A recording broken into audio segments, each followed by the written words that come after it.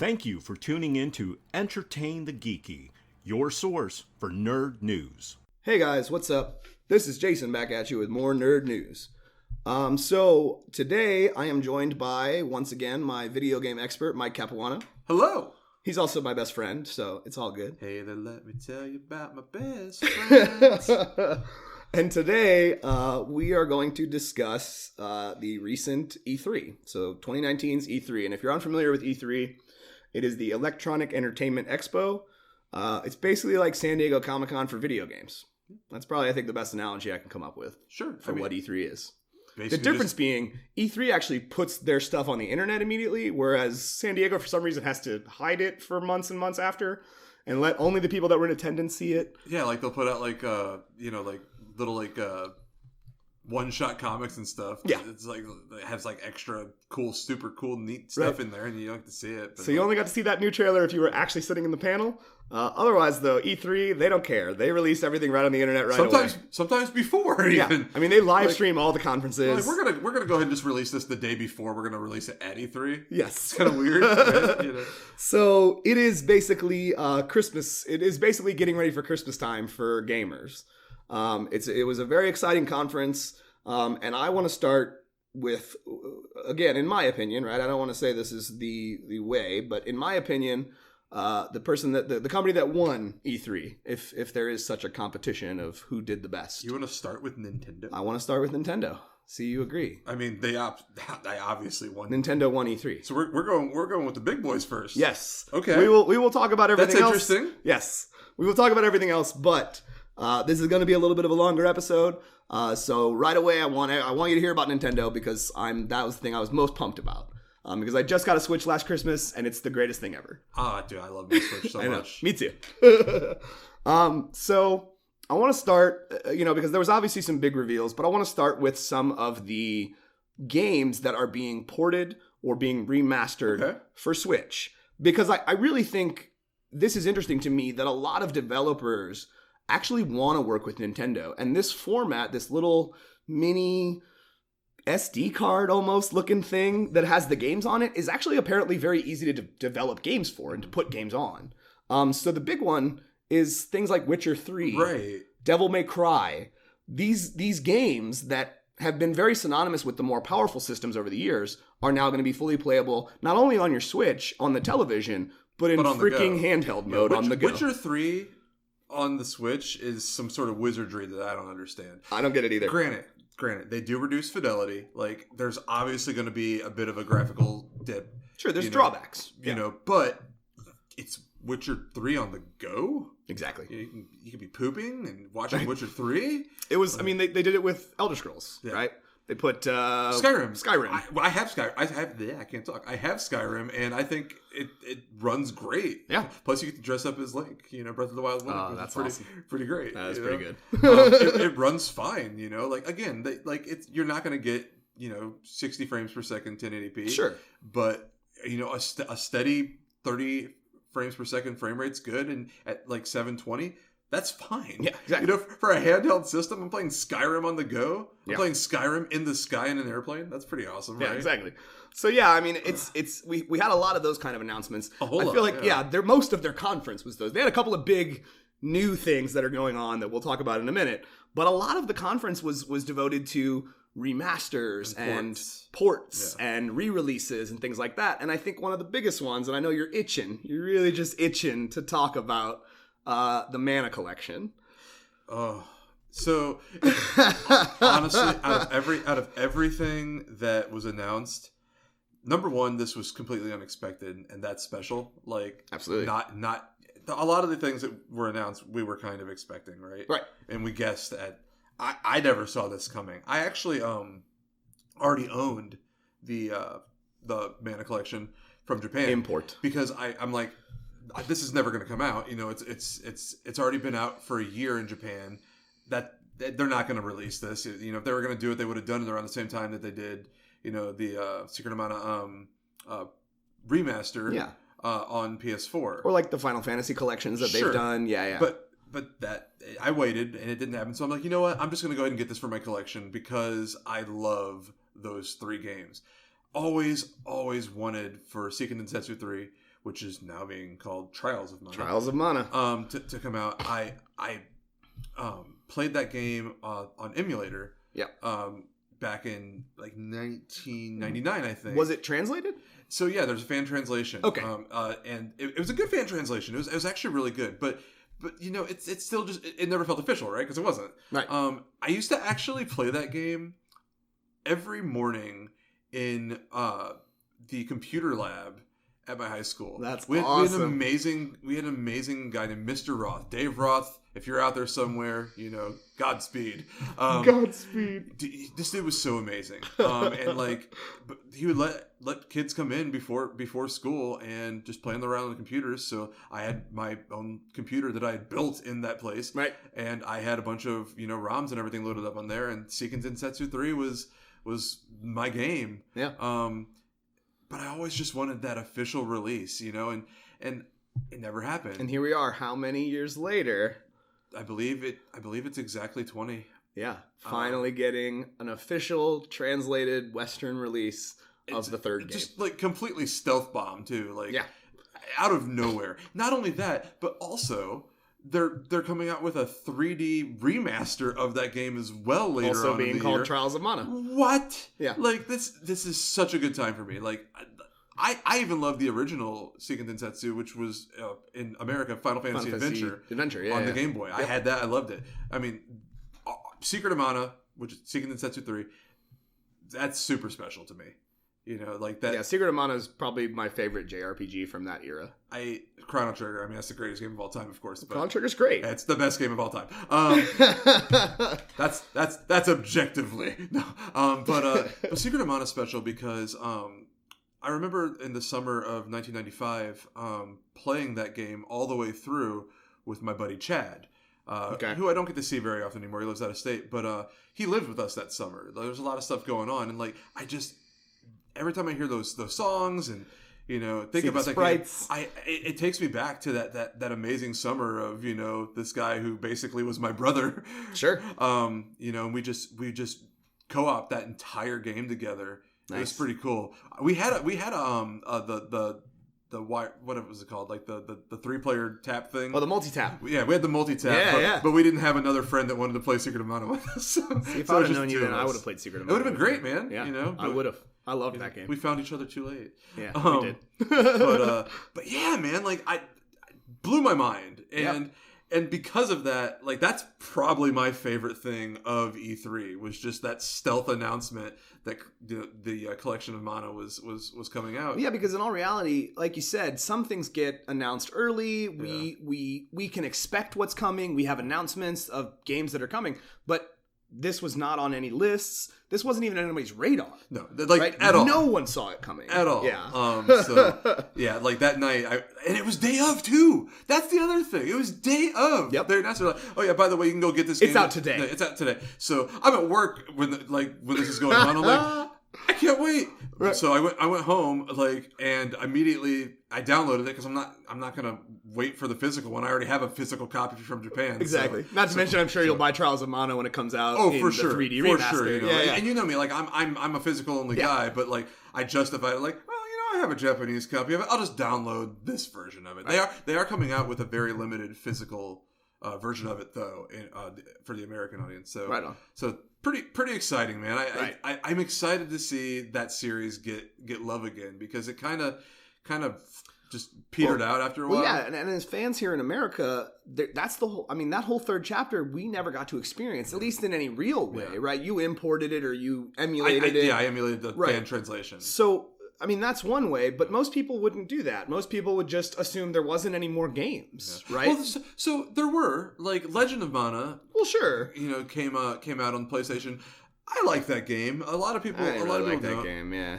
And then there was a remake of the Secret. very first game. Well, of Seiken Densetsu 1, Final Fantasy Adventure, which I think they called Children of Mana, maybe. Okay. By the way, yes, some people say Mana, some people say Mana. I'm a Mana guy. I say Mana. I'm Mana. It sounds cooler, Mana. Whatever. But I love the series, and the third game, honestly, arguably the best. Okay. And and we never got it. Right, exactly. You We know? never got an official So- Western release. Yeah. And what's great too is that we can play with 3 players on there on the Switch. That's awesome. So I don't know. Maybe we need to start up, a Trials of Mono. That's the name now. Right. Playthrough. Yeah, I'm down. But so obviously they released, the collection digitally the day they announced it. They announced the remaster of Trials of Mana.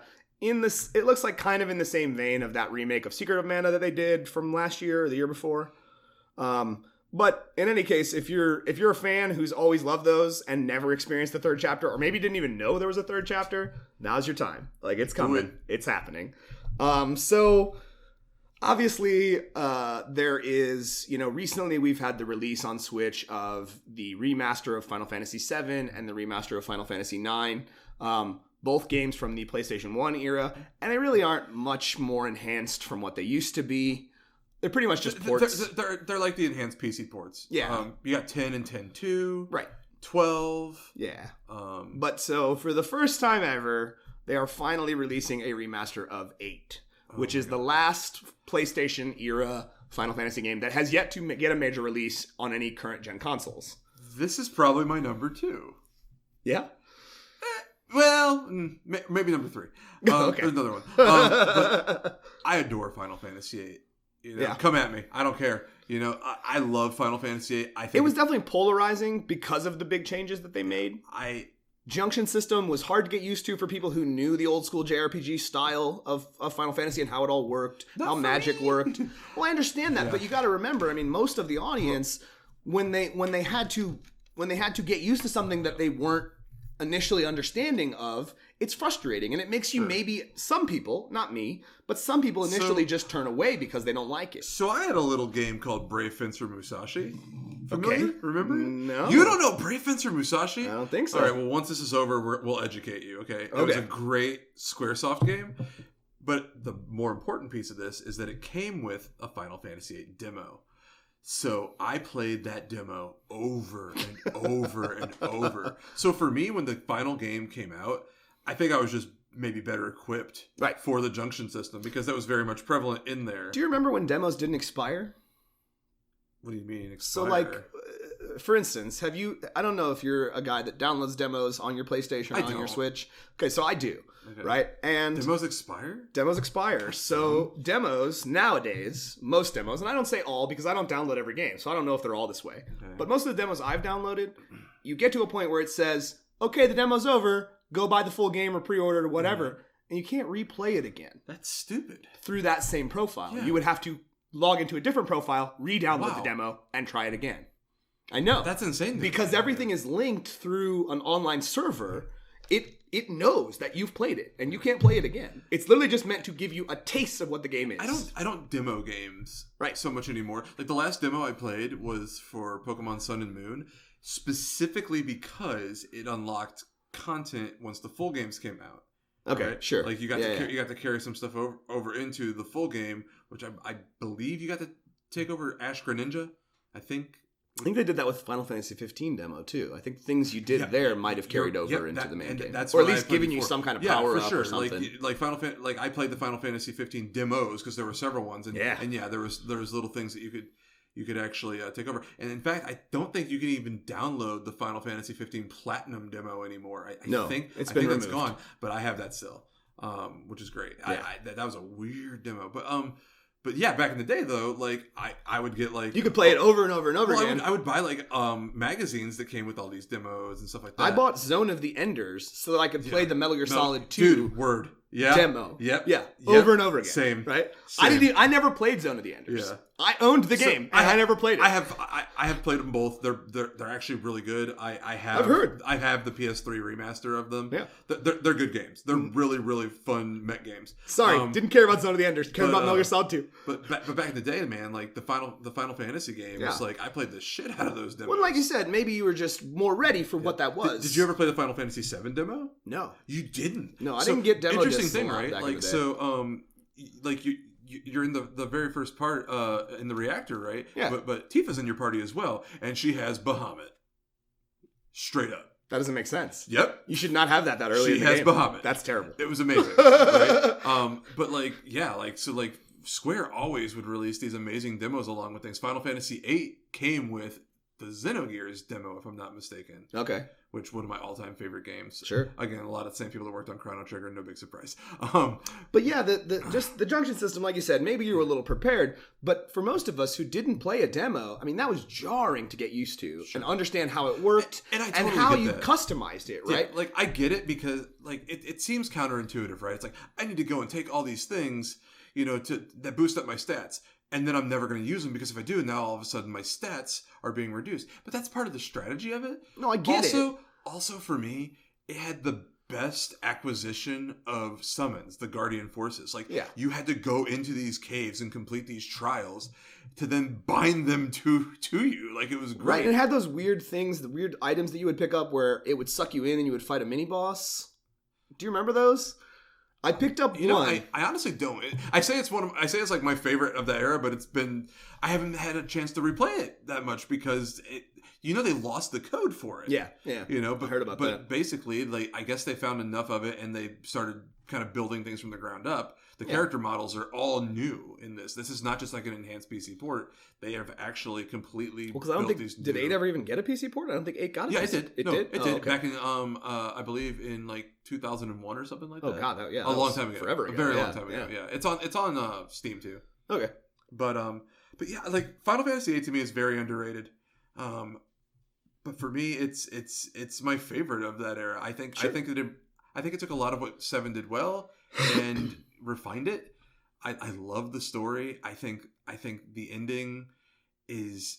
I don't want to spoil anything for it. I know it's been out a long time, but it's about to come back out. But game came out 30 years ago. I remember when that game came out, and I'm like, did that actually just happen? And it didn't. But for a while there, you thought maybe someone was dead. Well, the reality is, I played the game through to completion. Right, I didn't have a problem with the story. I think the story was fine. It was just for me, the gameplay was just not what I wanted, and was constantly frustrating. And I told you earlier, and I'll tell our audience here, I'm a grinder. Yeah. Right? I gotta stay and I gotta grind out levels for at least an hour before I'm moving on. From a gameplay perspective, and I would say that 9 probably is the best of that era. And Junction and drawing magic, I am the kind of person I can't leave until I got all the magic I can get. I'm never leaving this area. Right. There's 7 things and they all have different magic. I'm gonna be here for 5 hours. This game took 700 hours. Yeah. So I ignored some of the side quests really because I just wanted to get through it. But once I start something like that, I gotta finish it. For sure. So I wanted to see the story. And I'll agree with you. It did have a good story. For me, I just could never get past the gameplay. But yeah, I'm super excited for it. But yes, they are re-releasing it on Switch. So now I think we should talk about a couple of the things that are Switch big bombs, big exclusive Switch games. The first one is we finally got to see gameplay shown off for the Link's Awakening remake. Yeah, and it looks beautiful.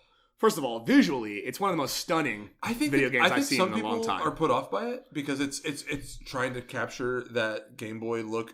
But it does. And it does. Perfectly, yeah. I think it looks super charming. Not to mention, there's no more screen transitions unless you're in a dungeon, which is where they make sense to have. Speaking of dungeons. Dungeon Maker. What? Yeah. They're actually using it as a metric. I need a Legend of Zelda Maker. They are. They're using this as a metric to test whether or not people enjoy it. It needs to happen. They're going to enjoy it. Yeah. Are you kidding me? I think so, too. It's going to be so I can't wait to build my own Zelda dungeon. Right? Yeah. I'm excited. But it's got all the elements that the old game had, right? Because Koholint is the dream of the sleeping fish. Yeah. Right? The dream of the windfish. So bizarre. Yeah. It's not a real game. It's not a real world. It is a real experience that Link is having, but the world itself is not real. It's all the dream of the thing in the egg. And it is actually, not speculative, it is a sequel to Link to the Past. This is the Link to the Past Link going on a journey. He went off on a journey after he saved the Hyrule, and he got caught in a storm and ended up on Koholint. Yep. So it is a very interesting. The game is such a quirky Zelda game because not only does it have those classic Zelda elements, but it also mixes in elements from the Mario world. It's so weird. There's Goombas. Goombas, chain chomps. Coins, coins. It's, not to mention side-scrolling fishing and stuff like that. I can't wait to do these things. It's such a bizarre game. And, and I love Link can jump. They're staying true to it, right? They're not okay, we're going to take this story and, kind of modernize it. They're like, no, we're just going to recreate this in this just engine. Link's Awakening again. It's great. Yeah. I'm excited. Well, and again, the thing that really is funny to me is I remember people saying when Breath of the Wild came out, Link can jump. And I was like, did everybody forget Link's Awakening? Because you get an item that allows you to jump in that game. right? So the whole world is traversed in a different way once you can jump, right? Like, Right. so yeah, everyone's saying, oh, this is the first time Link can jump. It's not. Posers think they knew about jumping Link. Right. Well, you had to have an item. You had to have the feather. No, for sure. Yeah, so it wasn't an unlimited thing that you could do. You had to use one of your item slots to have the feather. But then, they showed off gameplay. I mean, it looks so fluid. It looks great. It had a little bit of, when I saw people playing the demos, it had a little bit of clipping issues. Little jank. But again, that stuff will be ironed out by September. Yeah. I'm sure. It's still in development. Even if it wasn't, it's not going to be a deal breaker. Game for changer. Me, No, yeah. I want to play the game. It looks Look, fantastic. Man, like, we're old. We're used to jank. Yeah. We and honestly, I'm hoping that if this game does well for them, they do the same thing to A Link to the Past. Because how awesome would it be to play A Link to the Past in this style? Oh, man. I know. Yeah, you're misinterpreting my man. Link to the Past is my all-time favorite Legend of Zelda game. Sure. And part of me, being a purist for it, is like, just leave it alone. It's perfect. I get bringing Link's Awakening up because it was a Game Boy game, right? But I would get bringing Link to the Past to the future too, so that generations that never got to experience it can experience how amazing it was. But they can. You can go and get a SNES Classic. Or you already have a Switch. You can just add it to the Switch's lineup of... They need to add Super Nintendo games, first of all. But well, that's another conversation entirely. I don't know. I'm okay with the idea of it. They would have to do a really good job. I mean, imagine if it was what they're doing with Link's Awakening and just applied it to Link to the Past. But it's a different art style, actually. As far as Link goes, it's not really a different art style. I mean, it's just it's the sequel to A Link to the Past. Right, but it's on the Game Boy.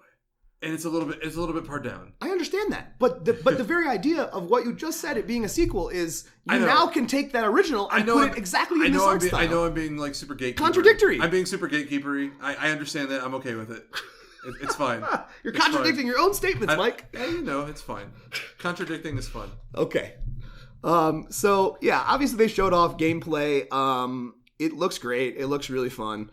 And then... also in the what? Go ahead. I'm gonna let you take this one. What am I taking? What are you talking about? What do you want to talk about next? I mean, we were talking about ports and stuff like that. I mean, I'm excited for No More Heroes 3. Okay, especially because I didn't think that game was going to come because Travis Strikes Again was trash. And everyone knows it was trash. And I mean, I never played it, so I can't speak to its trashiness. I didn't play it because people said it was garbage. But you played the first two. Yes. Okay, absolutely. so you did. So I'm excited because that, again, came out of nowhere. I'm excited for the Switch version of Dragon Quest XI. Because it's actually going to have a fully orchestrated soundtrack instead of that terrible MIDI crap that was on PS4. Yep. Awful soundtrack. How about Animal Crossing New Horizons? Okay, so fun fact about me. I've never played an Animal Crossing game. Me neither. I'm not a resource management sort of guy. Me neither. I've never played Stardew Valley. Never played Harvest Moon. I'm not into them. I support people that like them. I know that like our friend DJ, like he likes those kind of games. I know a lot of people are really excited about it. I literally have no feelings about it at all. Okay. All right. So I'm sorry that it got delayed to March of 2020. Yeah. For those of you that are excited. But yeah, if you are excited, I mean, it looks like it's going to be amazing. It looks like not only is it going to have those elements that Animal Crossing has become famous for, but from what that little trailer implied, it's going to have online worlds now that you can interact with other people online. Super, super cool. Yeah. Just not for me. I'm excited for Panzer Dragoon remake. They're remaking Panzer Dragoon. I know. Like, where'd that come from? Well, they're remaking Saga. They're not remaking the original Panzer Dragoon. No, this is the original. This is not Saga. This is Saga. It's not Saga. I swear it's Saga. It's not Saga. Look it up. It's the original. It's the original Panzer Dragoon. That doesn't make any sense because it looks like Saga. No, I know it looks like Saga. They're using that engine applied to today's technology for the first game. I assure you. Okay, all right. Really made me think of Saga when I looked at it. I honestly would be surprised if they ever remade Saga simply because it would devalue so many people's collections that have a copy of Saga sitting in it. Well, but I mean, honestly... I would be stoked. Isn't there some value to the original as well? I mean, there still would be. Right, aren't they devaluing the original by remaking Panzer Dragoon it? Saga is fantastic. It is. It's and a really good game. Like, I played that game in Toys R Us on a... what is it, on a Sega CD or was that Sega Saturn? I think it was Saturn. Because I had it and I never had a CD. I think I've talked about this on the show before, Saturn. but like I was part of this weird like culty Toys R Us video game club. Like, it's true. I never bought my video games at Toys R Us. Like it was super weird. They would send me like videotapes of games. I remember getting this invitational to like a fighting game tournament thing at Toys R Us. It was weird, man. That is weird. Like no one remembers it. I can't find any information on it. I might have made it up. I don't know. But so yes, Panzer Dragoon is getting remade. The biggest reveal. Yeah, I was stalling. I know what you wanted to talk about. The biggest reveal, in all reality, this is why I think they won. And I don't say this is my favorite thing that was shown off at this E3, but it's up there, man. It's like number 2. This is number 2. Yeah. For me. That's why I moved Final Fantasy VIII down. Okay, yeah. Because this is number 2. It's number 2 for me. Is a sequel, a direct sequel to Hello Kitty. Oh, what? To Breath of the Wild is now in development. And looks like it's been in development for a little while at Nintendo. Like, I wouldn't be surprised if they started developing this one soon after the original What I heard, release. actually, is that they were developing further DLC. And it was too big. And it was too big. Yeah. And so they said, we're going to just turn this into its own game. Yeah. I am so excited. I was not ready to leave this world. I was like, I mean, yes, and it's also the first time we've had a direct sequel since Majora's Mask. Yeah, because Link's Awakening's a direct sequel. Yeah, if you don't consider like adjacent games like Oracle of Seasons and no, I mean direct sequel in the way that we're carrying through the same Link. I mean, because even like Spirit Tracks is a sequel to Wind Waker, but it's not the same Link. And then Phantom Hourglass, that's still a different Link and a different Zelda. Well, no, Phantom Hourglass is the same Link and Tetra. Spirit Tracks is their descendants. Is the descendants. But okay. Yeah, but technically Phantom Hourglass would be the last, I guess. Okay, yeah. True sequel. So only a few times throughout the history of Zelda have we ever got true sequels to previous games. And honestly, when I played Breath of the Wild for the first time, I said this should be the engine now. Yeah. We should just develop new games and just use this engine again because it works really well. I had no idea and wasn't even on my radar that they would make a direct sequel and continue Link and Zelda's story into another game. And I gotta be honest, I'm very excited. When you were watching that, like, at what point did it click? Like, oh, this is what this is. When I saw Link and Zelda. I mean, because at first I'm like... You see them within the first 10 seconds of the trailer. Like, honestly, I saw it, but like, I guess my brain was just like, no, like, you know, but I'm looking, because at first I'm looking at it, I'm like, oh, well, this kind of looks like Breath of the Wild's engine. But it's cell shading, right? Like, so it could be anything. A lot of games are used cell shading. Yeah, I mean, like, the new Pokemon games are looking quite a bit, like, the wild areas in that look very much like Breath of the Wild. Right. You know, but yeah, when I saw Link and Zelda, I lost my mind. I was like an 8-year-old kid opening my N64 on Christmas Day. I'm just sitting there, like no one's with me. I'm just like, what? Is this real? See, my wife was sitting with me while we were watching the E3 conferences, so she got to see that reaction like a little kid. I mean, like, I was a little child. Yeah. But, so I don't want to break down the trailer because I don't want to talk about all the details from it, but suffice it to say, Ganon is still around if that is indeed Ganon in the trailer. Would you think it could be someone else? I think it could be Demise because Ganon breaks the regeneration cycle at the end, or the reincarnation cycle at the end of Breath of the Wild, and Demise is the one who started that cycle. So if the cycle is broken, Demise technically should be reborn into the world. Maybe we're just all wrong. Maybe it's some other like Ganon worshipping Gerudo. Sure. Maybe it's some Gerudo prince that wanted to go and, you know, emulate Ganon and got stuck up in there. But I will agree with you. The jewelry and the manner of dress of the corpse is definitely Gerudo in nature. I think it's Ganon. I think it's Ganon. I really think the Twilight Realm is going to play a part of this story. That'd be so cool. Because again, there's a couple of moments throughout the trailer where you see some energy, and I, just to make sure I wasn't a psycho and crazy and remembering things wrong, I actually popped Twilight Princess in my GameCube and played through the beginning of it just to see. The energy you see in the trailers, especially the purple energy, that is Twilight energy. I mean, it's unmistakably Twilight energy. As soon as I saw it, that was where my mind went, but I had to go back and play the game before I realized I was right. That's what that is. Yeah. So maybe it's not, right? Maybe it's just some different kind of energy, and I'm way overreaching. But maybe the world of Twilight Princess exists within Breath of the Wild's canon. I think maybe they're just going to take elements from all the different games. So Jason and I were talking, and we both agree that Breath of the Wild is the reconvergence of the Legend of Zelda timelines. There was a split after Ocarina of Time, and you have like 3 different timelines. This, to me, is the reconvergence of it at the end of everything. Well, Breath of the Wild very much felt like a bookend to the Zelda universe anyway. Just like Skyward Sword felt like the prelude, right? So it just seems natural. Maybe they're just going to really lean into that and give us elements of all of that. Right. Well, and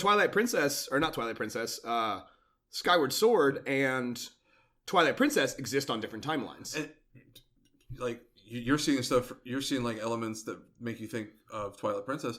Think about like the Hyrule Castle starts floating up in the air, and that's very much Skyward Sword. You know, like there's Skyloft. Like there's all these things, and I think that it's just going to be crazy. Like Majora's Mask was just this nutso bonkers, but it was brilliant. I think this is going to be the nutso bonkers follow up. I think they're going to be less restricted and just do weird stuff. I'm all about the weird stuff. Well, also imagine playing as Zelda for the first time, other than little side Game Boy Advance games and the DS games. You're actually going to play as Zelda in a main game entry, right? I don't know that you will, but the fact that her and Link are traveling together means maybe we could. What if there's co-op? That would be amazing. What if we can play together? I mean, I'm down. I don't care who I'm playing. If I'm playing Zelda co-op, I'm in. I loved Four Swords Adventure. Yeah. Because I loved playing Zelda with 3 other people. Like, I prefer couch co-op, but I mean, imagine like, being able to just play online together. That'd be so cool. Yeah. That would be awesome. So that was obviously the big reveal. That's the big thing. In all reality, the fact that the game is this far along means they've obviously been developing it for a little while. Yeah, for sure. The reality, though, is where I'm at and what I'm thinking is we got to reveal it's in development this year. Yeah. I'm thinking next year we're getting a release date. Right? I don't think we're going to have to wait for this one, guys, because the engine is already developed. Yeah. They don't all they have to develop is the story narrative and the gameplay. But the engine, they don't, because it takes a long time to build a new game engine from the ground up. It's coming out holiday 2020. I feel like that too. Guaranteed. Yeah, I feel like that too. So besides just game announcements and reveals and stuff, what did you think of the 2 characters that were revealed for Smash? Oh, Banjo-Kazooie? Yeah. And you're probably not a Dragon Quest guy. No, I am not a Dragon Quest guy. I'm a Dragon Quest guy. I love Dragon Quest. So we get the quote unquote Dragon Quest hero, which in fact is like what I think 7 heroes, 8 heroes. Yeah, like it's so cool. Like you get all these different heroes. I've not played Smash yet, so I'm not on the hype train of Smash at this point. But the excitement in my eyes is Banjo-Kazooie was always a problem for Nintendo because it's a Rare property, right? And Rare is now owned by Microsoft. Rare is owned by Microsoft, right? So the fact that Microsoft is allowing Nintendo to use these characters again leads me to believe they may be developing a Banjo-Kazooie game for Switch. So it's beyond just that, though. Microsoft's relationship with Nintendo has gotten to be very, very good. Yeah. They have cross-platform play on certain things. It's true. Like Fortnite and all that stuff. Yeah. Those online games. Cuphead, which was a Microsoft exclusive, is coming to Switch. It's on Switch now. Their relationship is really, really positive, and that's what led to this, I think. Right, but what I'm hoping is this is just a precursor to a Banjo-Kazooie game. It'd be pretty cool. Yeah. Because we haven't had a good Banjo-Kazooie game since the original. Because the rest of them... You don't think Banjo-Tooie is good? No. Because it's gimmicky. It was built around a gimmick, whereas the first one was a true platformer. Yeah, sure. Right? The second one, and even the one Nuts and Bolts, I think is what it was called. Banjo-Kazooie Nuts and Bolts. Wasn't that the car one? Where you'd like build vehicles and stuff? I don't remember that one. It was on Xbox. I know Banjo-Kazooie and Banjo-Tooie. Yeah. But again, Banjo Nuts and Bolts was also built around a gimmick, and it was the idea that you had to build these vehicles in order to forward the game's gameplay and the narrative and stuff like that. So I just feel like Banjo-Kazooie was the last time we got a true good platformer out of Rare. Because I liked Conker too, but Conker was one of those properties that was never going to become, a permanent part of their lineup. They've done some good 2D Donkey Kong games. Sure. Like Tropical Freeze. That game's nails hard though. The boss fights are ridiculous. It's super hard. I really like it though. So I always thought all the Donkey Kong Country games were pretty challenging. As far as Banjo-Kazooie coming to Smash, I love it because it shows that Nintendo is listening. Right. Like that has been something people have been calling for forever. Yeah, every Smash game. Where's Banjo? You know, like it used to be Ridley too. You know, we need Ridley. We need Ridley. And we've gotten so many of these characters that like King K. Rool. People have wanted King K. Rool forever. Yeah, we have Bowser. Why don't we have King K. Rool? Like, so it's just amazing to see Nintendo's like finally like we get it. Okay, like here you go. Here you go. You know, like it was so cool. Like in that, and I love the joke reveal going back to last year when they announced Duck Hunt, Donkey Kong. Yeah, well, it's so cool because you see the puzzle piece kind of bounce by real quick. You know, and you're like, no. And see, I didn't even notice what that was. I was like, what is that? Yeah. So but yeah, and then they're like they're gonna do it, and then it's like they're trolling us, right? But you know, you're like if they're acting like they're trolling us, you know the real thing's coming though. Exactly. And yeah, it was a good reveal. I am excited. Obviously, like I said, I haven't played Smash. The thing that excites me more is this idea that we might get a excuse me, might get a sneeze, might get a new Banjo-Kazooie title. I would be super excited for that. That might be wishful thinking. I think. Yeah. You know, I mean, but I can wish, I can hope. Oh, for sure. I can dream. For sure. I can wish for Sora in Smash, but that's never going to happen. That's not going to happen. Not with Sony. Make it happen, Nintendo. I need Sora in Smash. Sora for Smash. He deserves it. But so that was pretty much. I mean, the biggest part of E3, I think, was Nintendo, and I honestly, I'm not surprised now that Nintendo has a platform that not only is popular, I mean, they've sold such a ridiculous amount of units on those things. Not to mention, they've not even talked about dropping the price because they don't have to. They're going to come out with a Switch Mini at some point. That's a rumor. They still have not confirmed it. It'll happen. Yeah. And the reason why is Pokemon games. Sure. It's going to come out for Pokemon games because they're going to want something that's more portable because Pokemon is that, handheld game. I'm sure it'll be a little cheaper. Yeah, my guess would probably be what is the Switch, $299? Yeah, $300. So it'll be $199 or $150. Sure, it would be my guess. I would assume it'll be happen. cheaper if it happens. Yeah, but yeah, man, like they killed it, and 2 years in a row they've killed it. It's so good to see. Yeah, it's good to see Nintendo being a powerhouse in the industry again. Right, and even though like they play to their strengths, everyone knows that the Switch is not as powerful as PS4 or the Xbox. But it doesn't matter because it's fantastic. But they got good ports on there. They've brought over nearly every good Wii U game. There's still a few out there, and I hope that they end up bringing those over eventually too. Yeah. The library is solid. Great indie games. Just great surprises like Cuphead. You wouldn't think that. Right. Hellblade, Senua's Sacrifice. They ported that to Switch. Yep. Is the fidelity lower? Sure.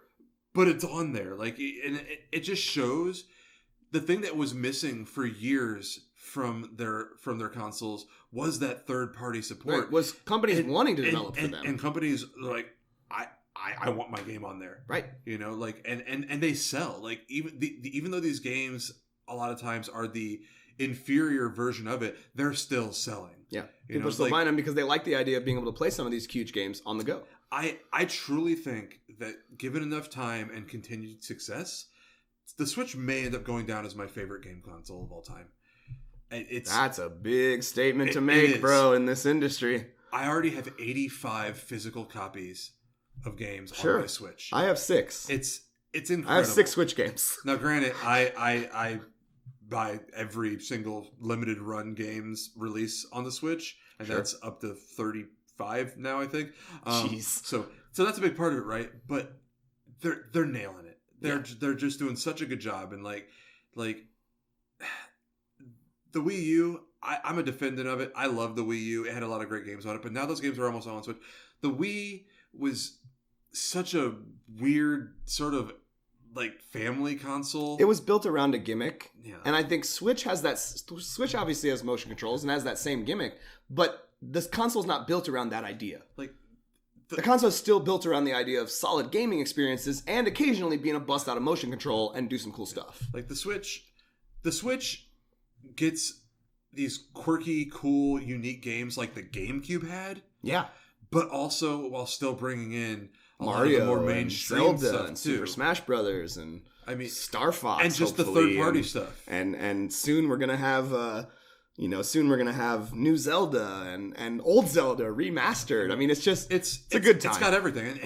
And new Pokemon games in November. Yeah, new Pokemon, Metroid Prime 4, which wasn't shown off because they had to restart development. Because they restarted development, but Bayonetta 3, yeah, is still coming out there. Retro is doing Metroid Prime 4, and I'm Luigi's excited. Mansion 3.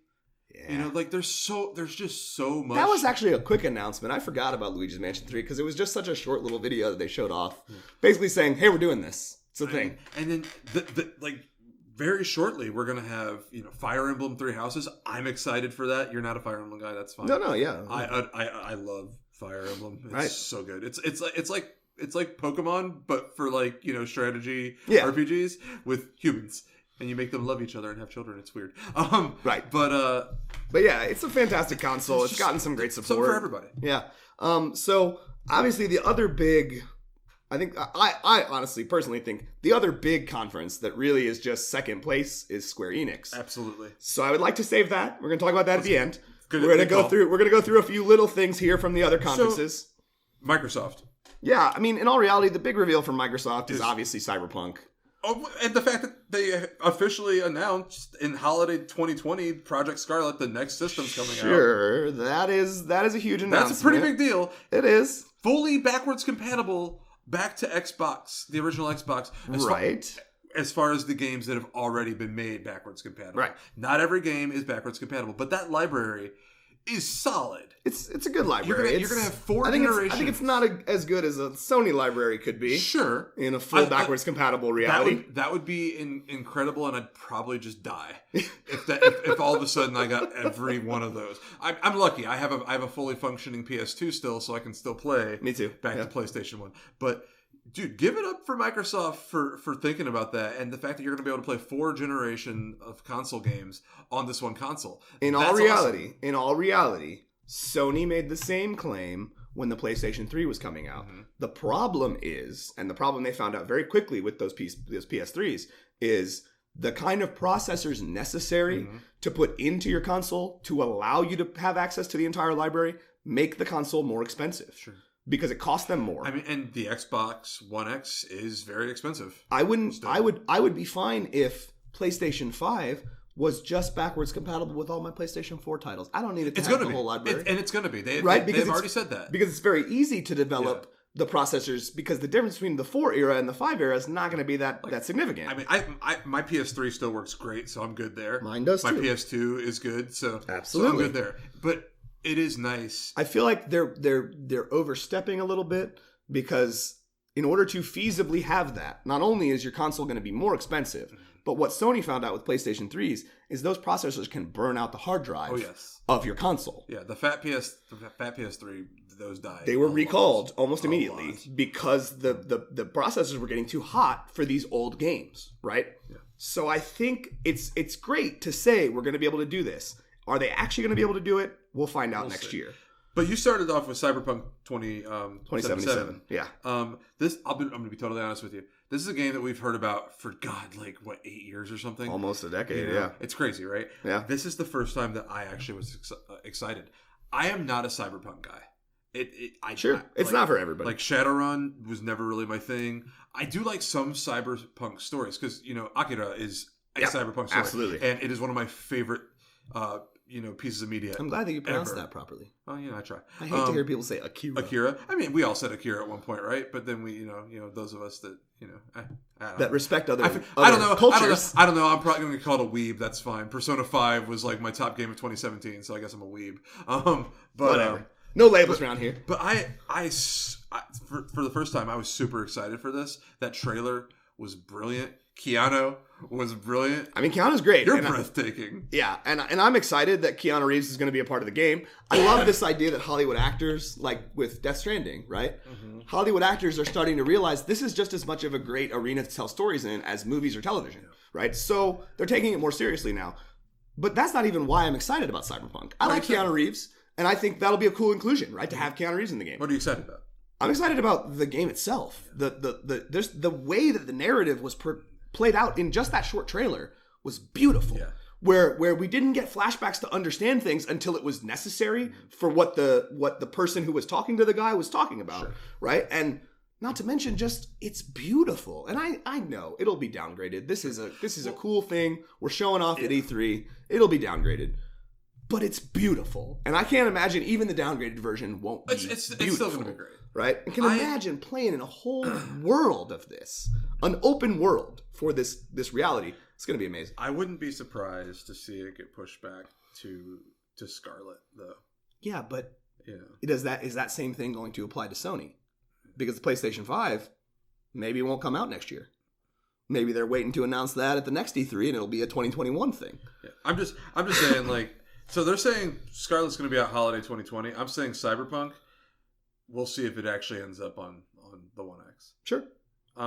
It'll definitely be on your PlayStation 4 though. Yeah. So Cyberpunk is not a Microsoft exclusive? It is not. It is a multi-platform game. I thought it was. Yeah. But Microsoft just got to announce it because Keanu Reeves. And because Sony wasn't participate. there. Yeah. But they did release a couple things before. Like, you saw the most recent Death Stranding trailer, right? Of course. Oh I gosh. cannot wait for that game. And we have a release date. Yeah, I feel like we finally understand at least a little bit of what the game's story is now, too. Yeah. Even though I'm still very confused. Let's not go down that rabbit hole, though, because we're talking about Microsoft right now. But, so yeah, I am excited for Cyberpunk at this point. My one issue here, and this applies to every conference except for Square Enix and for Nintendo. Truthfully, beyond what they announced, those two companies won it for me because they showed gameplay. Exactly. If you look at Microsoft, Bethesda, and Ubisoft, everything almost was just cinematics. Yeah. Cutscenes. And teaser trailers and cutscenes. Show me gameplay. Exactly. And if you're not ready, just don't show that off. Sure. Right? That's the reality. Because, like, Cyberpunk, we weren't being shown gameplay. No. That was just cutscene. It looks really cool, you know. But beyond that, Gears 5 looks okay. I haven't played a Gears game since three of them. Yeah. I played 3. But even though this is Gears 5, isn't this going to be like technically like the 6th game? Well, yeah, because they had like a side game that was more of a skirmish battle game. I mean, I used to love Gears a lot. Halo. I never owned an Xbox. Halo Infinite launching alongside Scarlet. It's going to be a launch title for I haven't played Halo in a while. Yeah. So I have 2 games on here that I'm super excited about. All right.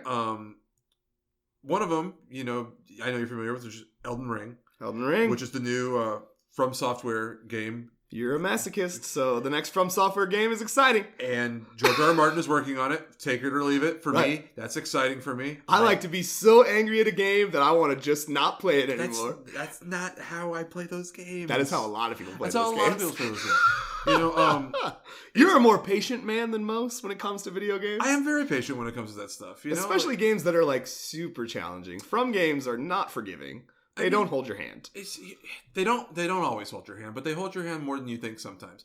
Bloodborne holds your hand. Dark Souls does not hold your hand. Dark Souls 1 doesn't. Dark Souls 2 is a lot easier. Dark Souls 3 it goes back a little bit to it, but it's still Dark Souls 1 is just obtuse. Sure. You know, and it's sometimes oppressive. I like that. I like that sort of experience. I know you do. You know, because it reminds me of playing the original Legend of Zelda, where it just drops you in and it's like, all right, go. Right. You know, figure it out. You don't have to go get the sword. Nope. You know, you're gonna be screwed. But people do speed runs without no the sword. Yeah. You know, they go and get the wand and stuff like that. But this looks great, man. This looks like Dark Souls meets Norse mythology. I don't really think there was down. enough really to give me an idea of what the game story even is, though. It's just such a quick little teaser. Really just more of an announcement We know teaser. it's a From game, so it's going to be weird and quirky. We know it's Norse, which I'm super into. Well, yeah, you can see the Norse runic symbols. And we know that it's George R. R. Martin, you know, consulting on the story. So, I mean, that's exciting to me, you know. I kind of wish that he was, you know, working on, you know, his books, but whatever. Right. I think we don't have enough information to really go off of, but for a teaser, it looked cool. I'm also really excited for Tales of Arise, which is the most recent Tales game. Looks really, really great. I love how games now that are in that anime style just look like you're watching an anime at this point. It's indistinguishable from what an anime is now. It's pretty great. Don't really know a whole lot about that one, though. Yeah, we didn't get enough information. They showed some gameplay for that one, which is good. But I just want to drop a mention just because seems like very early phase. I recently, earlier this year, completed my Tales collection. Nice. So like a lot of them never came out in America, but don't get me wrong, I don't have every version of every game, right? But I have a version of every game at this point. And, sure. A couple versions of the very first game, Tales of Fantasia. Yeah. So being in that mindset about Tales, like I saw that, I'm like, yeah, I'm excited. Right. But I think Ubisoft had the weakest showing. Oh, did they? I think so. I don't know. Between them and Bethesda was trash. Well, it was actual garbage. They just didn't show anything, and it was clear that they had hired people to be in the front just to be their woo team. Yeah. You know, wooing it like microtransactions and stuff, like to hype it up, even though we know it's a bunch of crap. But I will say a couple things I'm excited about from Bethesda. Not a whole lot. I mean, eventually we're gonna get Elder Scrolls 6, but we didn't get anything about that. We got a bunch of Elsewhere. We got a bunch of apologies for Fallout 76. Yeah, like we're adding characters now. Neat, right? Nobody cares anymore. Yeah, but one cool thing that we got was the announcement of Ghostwire Tokyo. Sure, which is the new game by Shinji Mikami and his protege. If you're unfamiliar, Shinji Mikami is pretty much the author of Resident Evil. Like he's the guy who birthed Resident Evil into our world. Yeah. I don't remember exactly what her name was. I know it was some like Ikuki Nakamura or something like that. Anuki Nakamura. Yeah, she was adorable. Yeah. Did you see the little thing where she's doing a little dance? She seems so passionate about this game. She did. And it was kind of a nice passing of the torch moment from Shinji to her. Yeah. And like.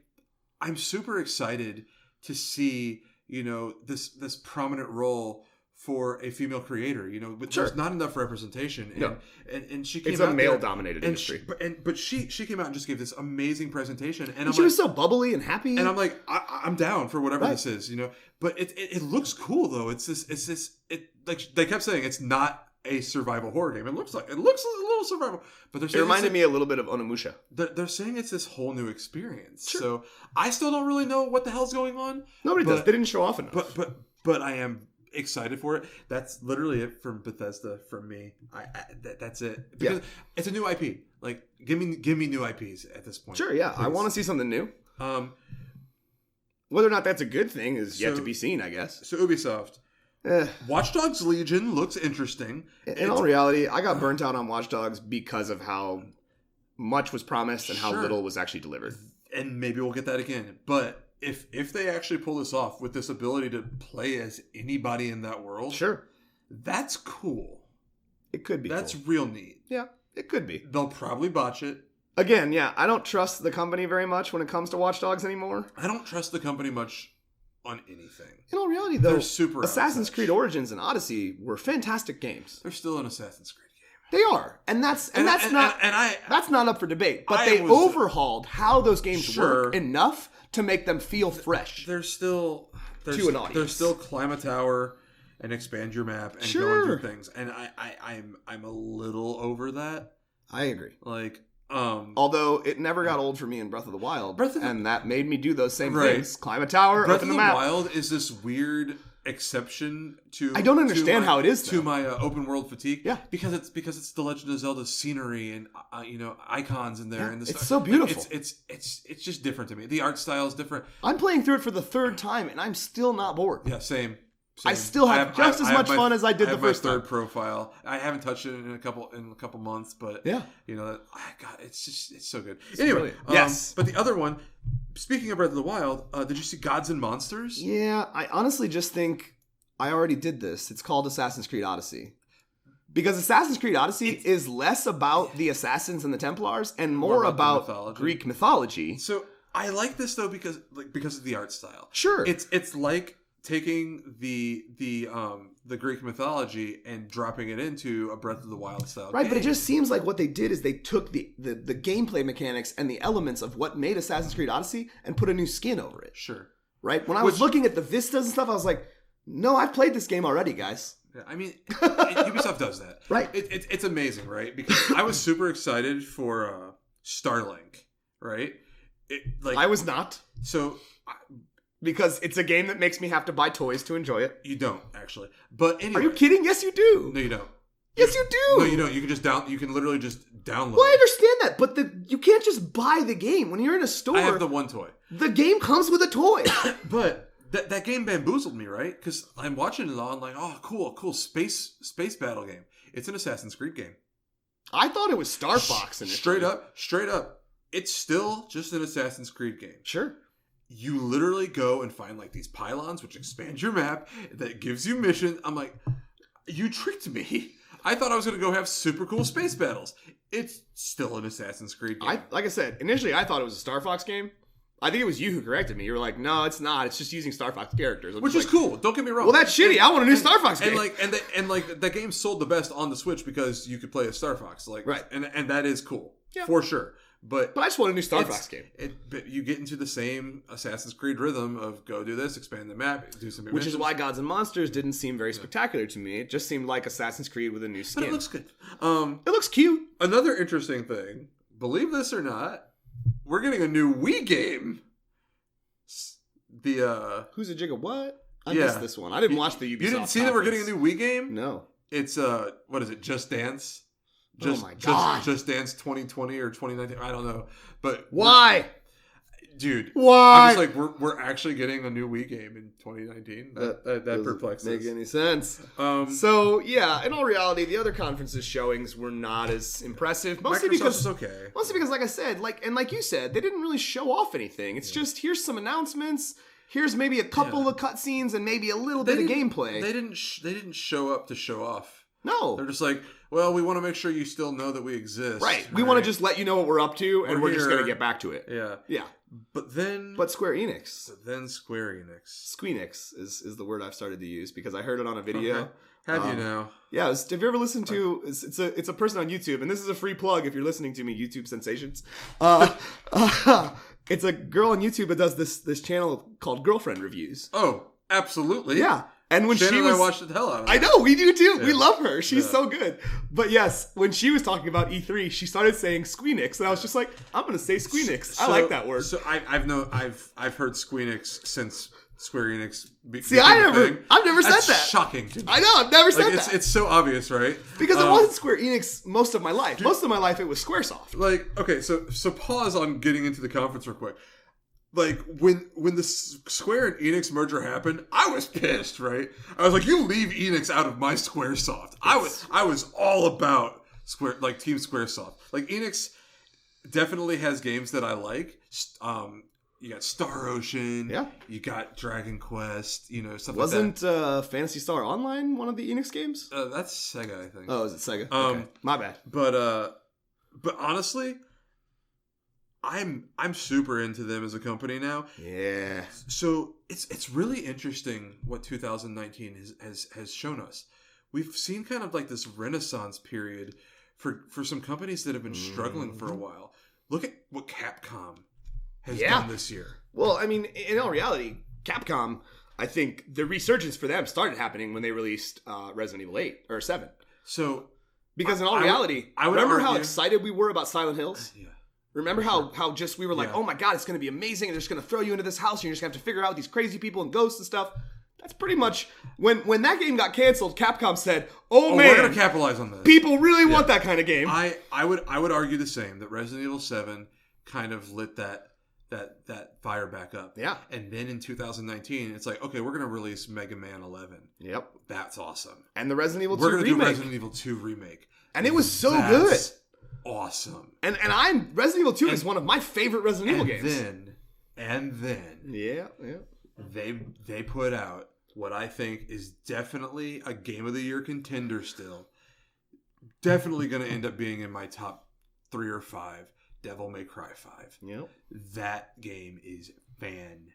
Haven't played it yet. Heard great things about it. It is perfection. Yeah, it's on my GameFly list. If you're into I love Devil May Cry. If you're into character action games, right? I just love Devil May Cry. Which that genre basically is are things like Metal Gear Rising Revengeance, Bayonetta, and Devil May Cry, things like that, where you're playing like as these characters just like beating up things, right? That are way too overpowered. That's your character action. It is to me like the epitome of character action games, better than Bayonetta 2, and that's doing something because Bayonetta 2 is awesome.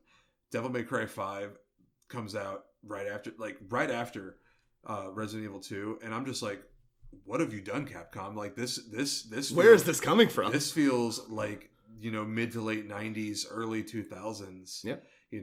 And that's awesome. Square Enix doing very similar things, I feel. Absolutely. And a lot of it, I think, is just they're starting to put their catalog out there on more than just like a single system. Like we're getting all the Final Fantasies, on Switch, which is amazing. Yeah. We got Kingdom Hearts 3. We got Kingdom Hearts 3 DLC coming, which I'm super excited for. Rewind. I'm not really sure what it is because when they showed off, it's actually Remind. Oh, Remind. Isn't that weird? That's right. Yeah. Yeah.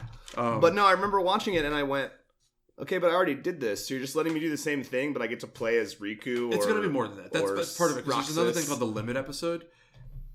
I think that the Limit episode is going to potentially bring in our Final Fantasy characters that we're missing. Well, I hope so. And give us our Sephiroth boss battle. Yeah, I hope so. Because Dark Inferno was garbage. I'm not going to call him garbage. He was garbage. You played him on Proud, so... It doesn't matter. The point is, he didn't hit me one time. Okay, well, go play him on Critical. I understand, right? But the if very you idea can get to him. But the very idea is the way his AI works is he's easy to block. He is. And he's easy to combo. For sure. Right? Like he doesn't have a lot of defense against you. I like his design. I like his idea. Whereas and it's fully realized. Sephiroth and Lingering Will, these are boss fights. Lingering Will is the hardest boss fight in all of Kingdom Hearts. But these are boss fights. I'm going to tell you, honestly, try if you ever have a chance to play through critical mode. It is the way to play it, I think. Honestly. Oh yeah, absolutely. Despite we were talking about there's some early frustrations, but yeah, I mean Square Enix is just doing so much. So you got right away they Final hit us Fantasy with the FF7 remake, and we finally have a release date of March 3rd, 2020 for the first part. No, it's 2 discs. No, the first part is 2 discs. They're splitting this up into several sections. Midgar is 2 discs. No, I understand, but Kitase cleared that up. They said, no, the game is 2 discs. No, this is the first part, I assure you. Well, then they were lying. No, trust me. It was creative language. Read the interviews afterwards. Okay. This 2-disc thing is Midgar. Well, that sucks. I disagree. I don't want to have to buy multiple games. Like I'm fine with it. Give me my whole game on one package. Because if they're going to expand on Midgar was always my favorite part of Final Fantasy VII. But Midgar's really only the first. I mean, in all reality, if you're going from moment to moment and just doing the story and not doing the side mission, talking to everybody, it's literally only the first hour of the game. But that's the whole point of this, Jason, is that they're expanding on that. This is a remake, not a remaster. I get it. So they're going to so what you're going to get, I think, is you're going to get to actually maybe go into more sections of Midgar than before. You're going to have more expansion, and you can see that because you see Jessie riding on the back of Cloud's motorcycle at some point. I mean, that's true. That never happened. She never rode. Not to mention, you see Aerith run for Cloud's help, and she has weird Dementor spirits flying around her. So I was just like, what the hell is that? So this is definitely going to be an expansion of a new gaming experience. And for me, that is so exciting because I agree with that. I just don't like having to spend money multiple times for the same game. Give me my game in one package. But I get where you're coming from, right? Because those Telltale games, I never played them episodically. I always waited until they got a disc. I get what you're saying. I think that there's going to be enough content in each release, and if I had to guess, they'll probably do 3 releases. They'll probably Midgar is going to be the first one, right? Sure. Then they'll probably do up through Nibelheim. Yeah.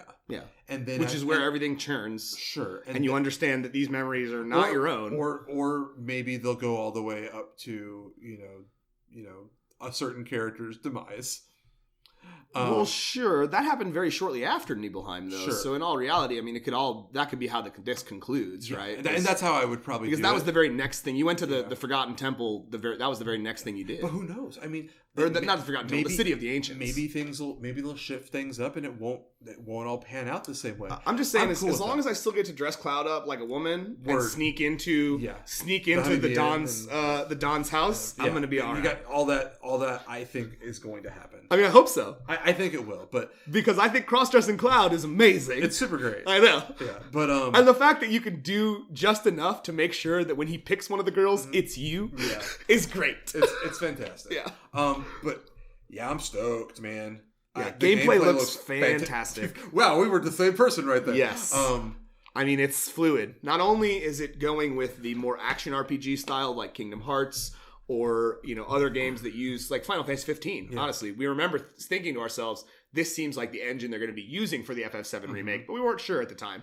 Now we're sure. It looks like a hybrid of that. Right. But you get your turn-based elements in there. Right. The ability to freeze things. And It doesn't freeze them. It just slows them down to a crawl. Sure. Like, because I was looking and I was like, okay, but that guard's sword is still coming at you. It lets you like strategically pick like different actions and stuff. Yeah. I love that you can build up your limit breaks. Some of your basic attacks now are just basic limit breaks.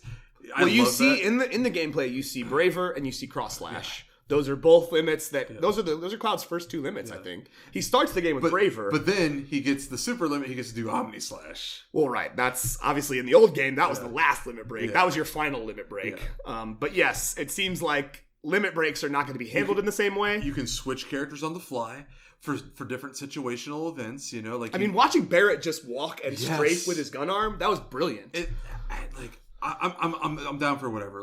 I'm all in. Plus, we finally get to see Tifa. We got to see Tifa and Aerith in combat for the first time ever. So we saw Aerith in cutscene and she looked great, and she did. But they knew what they were doing. They knew that everyone wanted to see Tifa, and when they finally revealed her, we all went nuts. Well, and they opened their conference with FF7. Yeah, like that was brilliant to me. I was like, what we're all here for. What we want to see. Yeah. Now they ended their conference on something that I think they hoped would be more well received, and I think the game is very early phase at this point, because before we talk about what it is, the developers did say in an interview after the fact they weren't really ready to show it off, but Square Enix demanded that they have a demo ready to go. So it's a very base, bones, still early development type of demo, but it's Avengers. Yeah. And I wanted to be excited. Man, I was so excited about an Avengers reveal. Come on. We love these characters. We're comic nerds, man.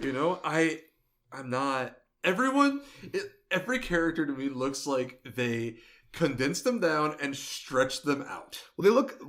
we were commenting on it. They're very blocky. Right. Me and Chris were commenting on it, and we feel like they looked like B-movie Avengers. Yeah. Right? Like if we made a knockoff Avengers, maybe not even here they are. B-movie. Maybe C movie. Now, truth be told, right? There are elements. Roger Corman level, right? Like Avengers. Now, truth be told, there are elements that I'm excited about. It is Square Enix. Yeah. It is Crystal Dynamics and Eidos, which made what I, in my opinion, is one of the greatest game series ever in Legacy of Kain. Really, you like that series? I couldn't tell by your tattoos. I know, right? I have the symbols for Kain and Raziel tattooed on my wrist. Pretty awesome. But, yeah, it's very early phase, but there are things about it that were exciting to me. One of the things that was exciting is the voice cast sounded great. They did, right? You got Nolan North. Yeah, you have Troy Baker. You got Troy Baker. Do you watch their YouTube? Yeah. Oh yeah. It's so good, right? Yeah.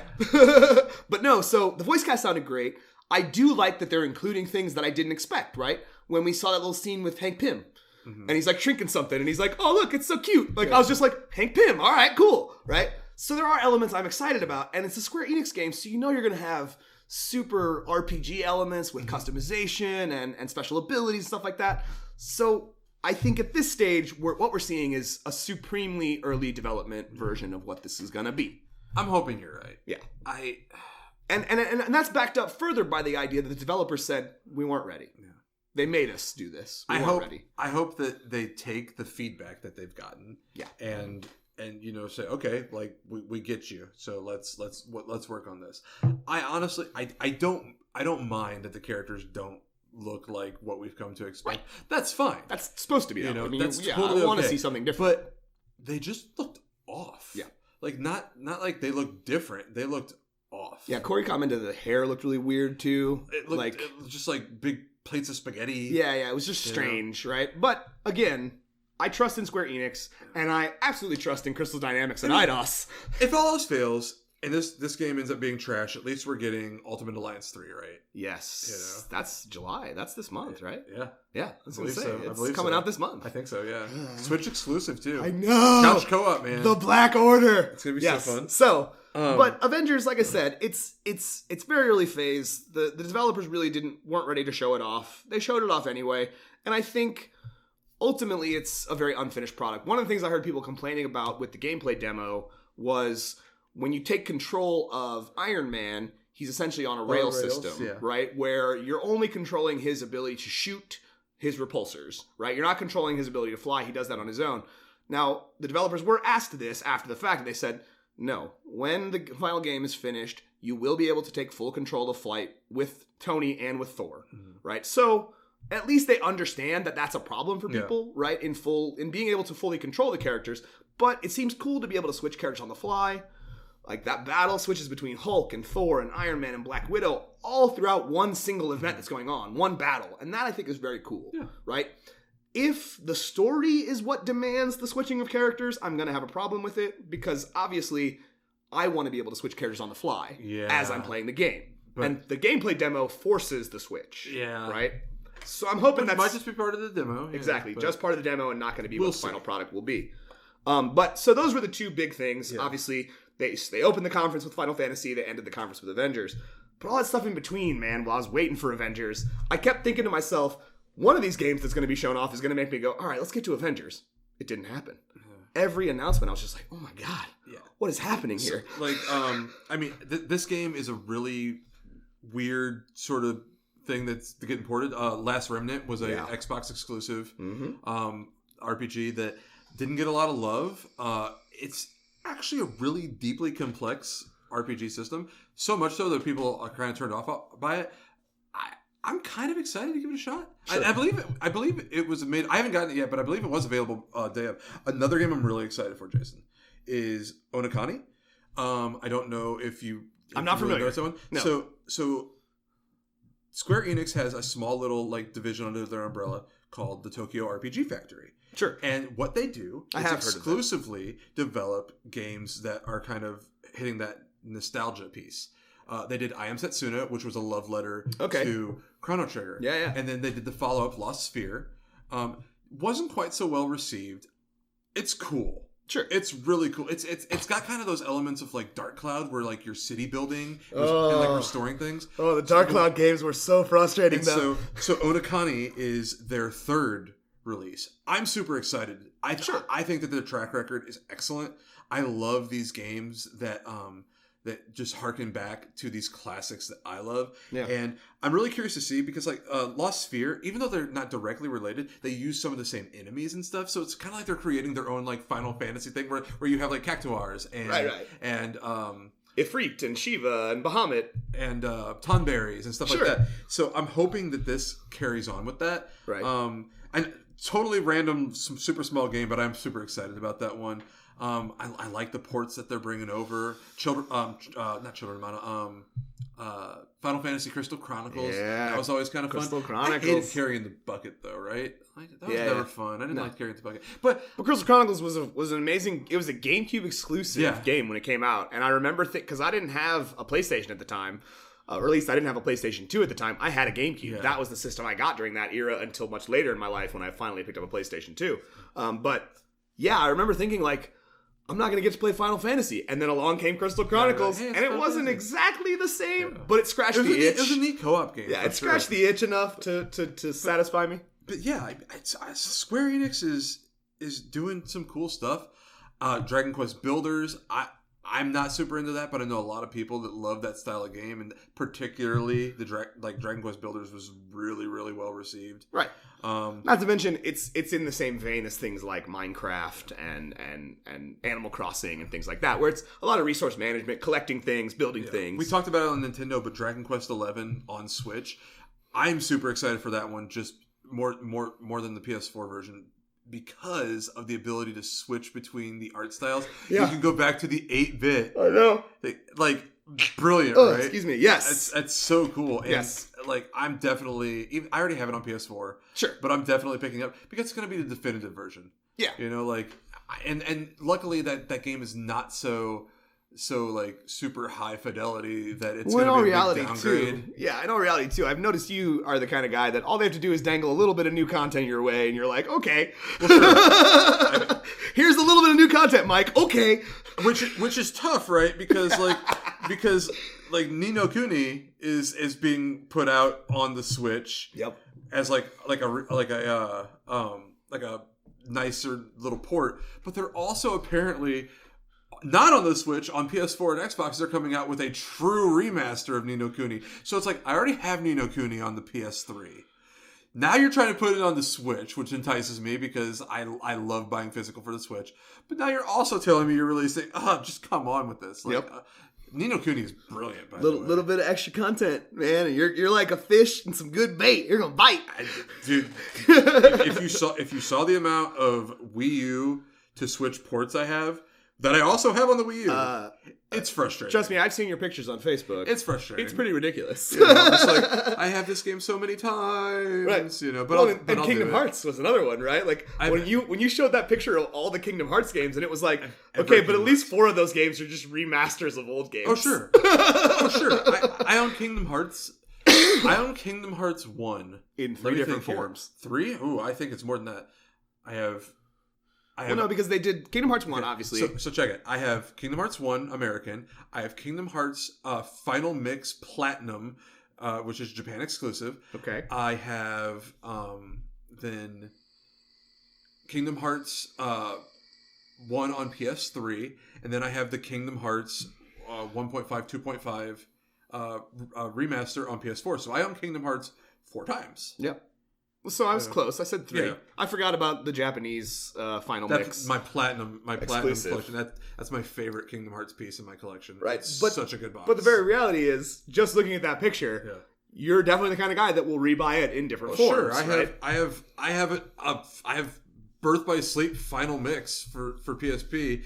I couldn't read it, but I had it, and then they end up re-releasing that. I'm crazy. When I obsess about a series, like I'm gonna get every version of it. Dude, I just completed my Pokemon collection. I know. I'm super excited. Yeah, like, I know. Like I finally have all of it. Like I had to get those special cases for it, but yeah, like Yeah. I'm weird, guys. Like No, he was very excited, right? Because he found a place that had old school Game Boy style cases. But they're DS cases that Right. use the box art, Yeah. and like super good images. Right. Because I don't have my old boxes for Exactly. for red and green and everything. Oh, but I also did you see? I also got the original Japanese green. Yeah, I did. Because I felt Leaf green? not leaf green. Just green. Oh, green. Yeah, Just yeah. the original Yeah. green because Yeah. we never got that Nope, one. never came to And Western audience. And my collection's my collection's complete, and I'm sitting there. I'm like, but it's not really. So I had to go and buy green. Oh, Like, you're crazy. when I obsess about a series, I am going to get every version I can. Right. I'm a completionist. Right, but what else from Square Enix, right? What else do you think was just something that made this conference number 2, right? Obviously, I'm excited about Final Fantasy VII. I mean, the Final Fantasy VIII remaster was announced then. I thought that was announced for when they did Nintendo's It was during conference. that was during the Square Enix. Okay. Like honestly, that made me lose my mind. Like for I'm me, sure it did. like Especially since that game was we thought for a long time we were never going to get that game because a lot of the original code and stuff was damaged, and we were just never going to get that game re-released. that like and then following that shortly after the Final Fantasy VII remake, you know, like I'm just like my body's not okay right now. My body's not ready. I was just so unexpected. Yeah. You know, Final Fantasy VII leading off was amazing. Lots of little games that I enjoyed. They showed off the new DLC for Final Fantasy XIV, Shadowbringers. Yeah, I don't play the online Final ones. Fantasies. Yeah. But if you are an online fan, Shadowbringers looks cool. I will say Final Fantasy XIV looks fantastic. Yeah, it really does. I can't play MMOs, guys. Right. If you want to make a Final Fantasy that's more focused on the MMO, that's fine. Just offer me at least a small single player experience. It's not that I literally can't play them. You know, like I enjoy MMOs. The problem is that I had a pretty bad addiction to World of Warcraft. Yeah. That really affected my life in a negative way. Well, and look at if you were still playing World of Warcraft, you'd still be playing because they've kept expanding it. Yeah, they've kept adding new things. I have been clean for 10 years now. Actually. Yeah. I left in 2009, so Honestly, I've never been super addicted to the idea of an MMO. Yeah. The reason I don't play them is because I just don't have that kind of time, man. I did. I want to be able to say the game is done. I finished the game. Yeah, for sure. And an MMO, you just can't do that. But man, I look at Final Fantasy XIV. It looks super cool, It man. does. Like it actually, and like they do cool story things. But Old Republic, the Star Wars MMO. I just would can't love do to it. play like, that. I won't let myself. Yeah. I'm married. You know, like I can't. Right, I just don't have that kind of time, I guys. can't do that to my wife. Look, I have a lot of time for video games in my life, and I do play a lot of video games. Yeah. But I don't have the time to get into an MMO because I don't like not finishing a game. Yeah. I hate the idea of just, I'm done, but it's not over. I hate that. And then, like, also, I'm really excited for Kingdom Hearts Remind. So they showed off such a small trailer for that. I really don't understand. Leaked the day before, too. Yeah, I just really don't understand what this game is, or what this DLC is gonna be. So part of it is expanding on the existing story, answering questions. But what questions? I don't have any questions. You don't realize that you have questions. No, I feel like everything was very well handled, right? Even the reemergence of characters like Roxas and Xion. Okay, so there you go. Xion's supposed to be forgotten, right? So how did they get her on Organization 13 if no one remembered her? Because the only thing Vexen did for them before he betrayed them during that game's narrative was make one replicant that they used for Xion. But no one's supposed to remember her. Also, she wasn't Norded. Everybody else was Norded. I mean, I get that, right? But apparently that happened behind the scenes. But it was understood that he made a replicant for them. Sure, and it does make sense because Vexen died before Xion would have been erased. So he could have retained those memories. That's cool. I still want to know more about it. I want to know what happened with Demyx at the end of Kingdom Hearts 3. He sort of just vanishes. I want to know what's going on with Luxord because he is clearly tied to the mobile game, the stuff that happened in the past. Yeah. I want to know. A lot of those characters are tied to the mobile game. I want to know. Marluxia, what's the girl's name? Larxene. Larxene. These are all people that are from that mobile game. And then, I watched the videos you sent me. Yeah. Oh, that's awesome. I'm glad you did. They're super complicated. I also want to know what's going on more with the Master of Masters. I want to know what But the tease for the Master of Masters comes at the end as a setup for the future. You do realize in the Remind thing where it starts off where he's talking that's the Master of Masters talking to young Xehanort. That doesn't make any sense. The Master of Masters doesn't have a physical body until the prophecy fulfills itself. What are you talking about? Where has he been? Off doing what? I don't know. I thought he ceased to exist and his essence stays in the Keyblade, in the eye. No, that's just his eye. Well, I understand That's just actually his eye. But I thought this is his form right now. No. He doesn't have a physical form right now. No, he does. He does. Makes sense. He does. I'm just telling you he does. Well, I understand, but there's no context for that. We also don't know when this all takes place, but we see that he's talking to young Xehanort. I'm curious. There's no voices, so they all wear those black cloaks. Is that the Master of Masters? Yes. Or is it just some other Organization 13 guy? It's the Master of Masters. I mean, but you don't know that because you don't hear a voice. But you see the body language and you see the way that the dialogue is written. It's the Master of Masters. All right. It's the Master of Masters. I hope so. But yeah, I mean, there's just a lot of like stuff I'd like filled in, right? I just felt like what Kingdom Hearts 3 did so well is actually bring what was such a convoluted. Because let's be honest, guys, I love Kingdom Hearts. You love Kingdom Hearts. But even we can admit, be a little convoluted. It's convoluted, right? Yeah. Such a convoluted narrative that was built through so many different games on so many different platforms to a solid conclusion. And I was surprised myself that actually happened. Because the whole time I'm playing the game, I'm thinking, how the hell are all these elements going to be resolved? Do you want me to tell you something that'll blow your mind? Go. So the beginning of Kingdom Hearts 3. What if I told you that actually takes place towards the end of the game?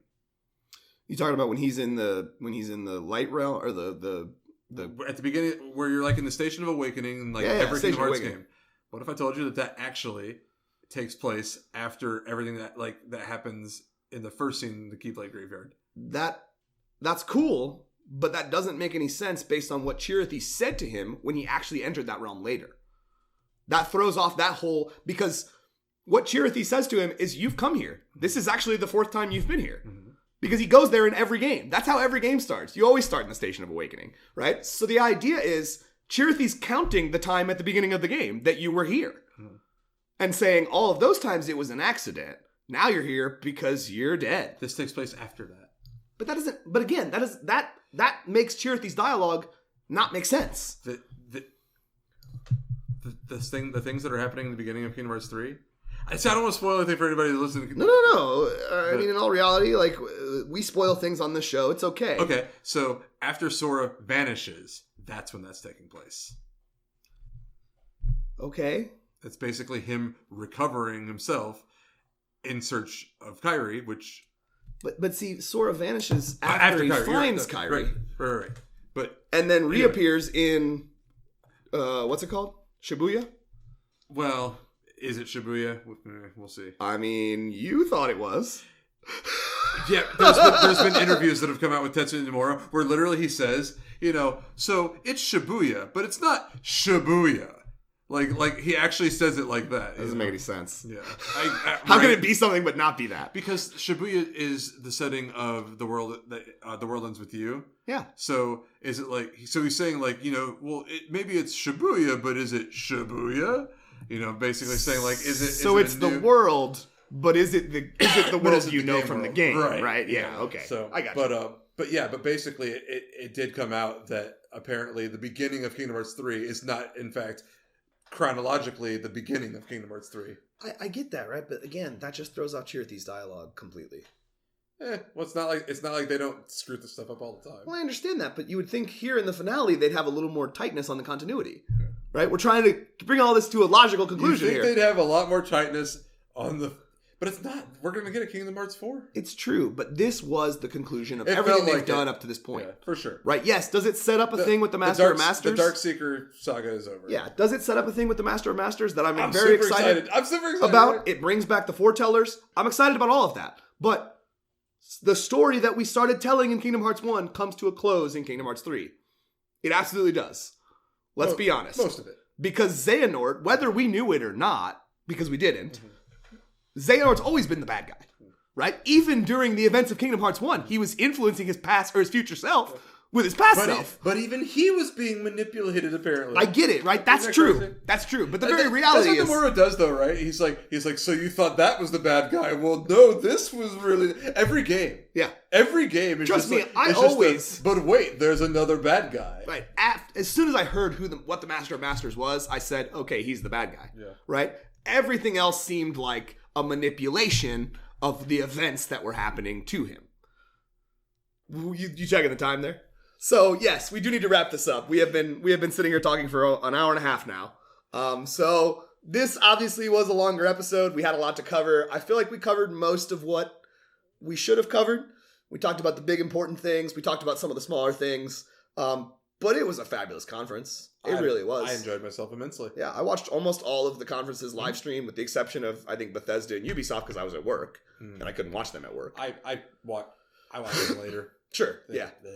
I didn't really care to watch them to begin with. The conferences I wanted to watch when they live streamed were Square Enix and Nintendo, and I did get to watch those. I watched both of those. Yeah, live. I got to watch those live. Luckily, I got to watch both those live. Yeah, I saw Microsoft live as well, and honestly, those three were the best ones. Microsoft is a distant third, but it's still third. Yeah, there was still enough there that I was like, okay, I'm interested. Not to mention, they were the only conference that brought an actual celebrity out on stage to endorse their game. Which is pretty cool. It's pretty cool. Keanu Reeves is a cool guy. That's not true. They brought John Bernthal out. Bethesda did. For what? Or maybe that was Ubisoft. It was Ubisoft. Ubisoft brought John Bernthal out for some Tom Clancy game. Oh, that's right. He's going to be in a new Ghost Recon game, maybe? I think so. Yeah, that's right. They've used his likeness as a soldier, which I think is honestly very fitting if you're a Punisher fan. For some reason, his dog was on stage with him. That's cool. All right. I like dogs. So, in all reality, though, I would still say Keanu Reeves is a bigger celebrity than John Bernthal. That was mind-blowing. Yeah, it was really cool to not only to see him in the game, but to see him come out and actually talk about the game. Yeah, it was a good conference. I think like we talked about earlier, the video game awards have kind of split the announcements up over the year now. So I don't think we're ever going to quite get some of the bigger things like we used to have. Sure. But maybe I'm wrong. But maybe in years to come we'll get some crazy announcements. But yeah, it was a good conference. There's so many trailers, guys. I mean, on the website there are, just countless trailers. Pretty much everything you're looking at from the top of that website. I tried counting them. I couldn't. Is all just trailers from E3. So I've got, Breath of the Wild up there. I've got Elden Ring. I've got Cyberpunk. I mean, all the really big announcements. My friend Pedro. Yeah. All the big announcements. That's a real game. But I also have later this week, just to kind of go along with what we're doing here and sitting here and talking about this, I'm going to do a top 5 list. Just, again, talking about the things I think are the best reveals from the show and why I think they're the best reveals from the show. And I will link the trailers for those things there as well. So, guys, do me a favor. If you're digging what we're putting down, check out entertainthegeeky.com. Again, there's all kinds of content there. I'm trying as hard as I can to keep it fresh and keep things refreshed, and I've got some things going up. But if social media is more your speed, we're also there as well on Facebook at facebook.com/entertainmentgeeky. We are on Twitter at entertaingeeky and on Instagram at entertainmentgeeky. So there's all kinds of ways. Yeah, there's all kinds of ways to follow us if that's more your speed. If you're less of a website guy or less of a website person and more of a social media person, we got you covered there as well. So thanks for sitting in and listening to us. Thanks again to Mike. Thanks for always having me on, man. Yeah, I don't talk about video games without you. I mean, I talk about video games in the news episodes, but that's part of a larger thing where I'm also talking about comics and board games. This is the important ones, right? Yeah.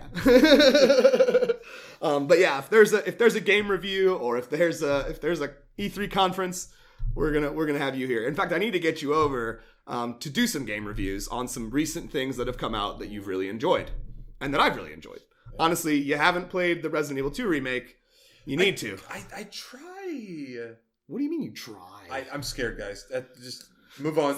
Move on. Okay. It's not that scary, guys. I'm scared. It's not that scary. Especially if you already have played the game. I'm a coward. And you know the narrative already. You know what's coming. There was no surprises in store. I will play it. I will play it if you're with me. I would sit with you anytime and watch you play that game. I'm a giant baby. I love that game. I know. I do too. I watch it all the time. So we need to talk about that. Obviously, I don't think we ever did a review of Kingdom Hearts 3. Did we do that? We did. Oh, we did do that. There's a whole episode we recorded. All right, cool. I do so many things, I forget about all the stuff that goes on. But there's some other stuff, and obviously we've got some releases coming up. Ultimate Alliance that I think we're both going to be picking up. I'm very excited about it personally. I know you are as well. The Legend of Zelda Link's Awakening remake in a few months. September. Yeah, it's just a few months away, guys. We're already in July here. We're halfway through the year. We got the fall and the winter time coming, so there's lots of stuff coming out. So we'll be sure to get Mike back on the show to talk about those things as well. Because I'm very excited to talk about Black Order. I'm very excited to talk about Link's Awakening. I can't wait to get my hands on both those games. Mario Maker 2 is one that I will pick up too. It's so good. Yeah. We'll talk about that as well. Because I think the Mario Maker games, that's a whole conversation in and of itself. Just looking at other people's boards that they create. Today I went into a side location of the place that you work, and was speaking to one of my friends that works there, and basically blasting him for his Mario levels and telling him how every Mario level should be designed to where there's always a way to win. You shouldn't have to deal with RNG, and also trolling is not okay because that's only entertaining for the creator, not the player. Yeah, and he's just like, oh, okay. Nice.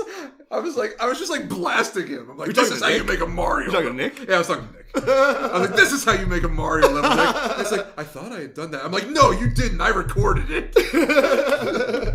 Yes, guys, if you're out there playing Mario Maker, please put a way to win in your levels, right? Because even if it's the most ridiculous, like 1% of people's gonna think of how to win this. At least there's a way to win, right? Because I've seen some ones that it's like literally like 1% of people have solved this, and innumerable thousands have tried. They should be fun, right? Right. Like I hate the levels that are designed just to be sadistic. Sure. Because again, that's not fun. Right. I want to have fun. I say this as a Dark Souls player though, so hypocrite. Bye. Yeah. Bye. I'm done. But again, thanks to Mike, and thank you all out there for listening. So we're going to be back at you with some news later this week, and like I said, an E3 top 5 that's going to go up on the site. So stick with us until then. Until next time, I talk to you guys. Stay geeky.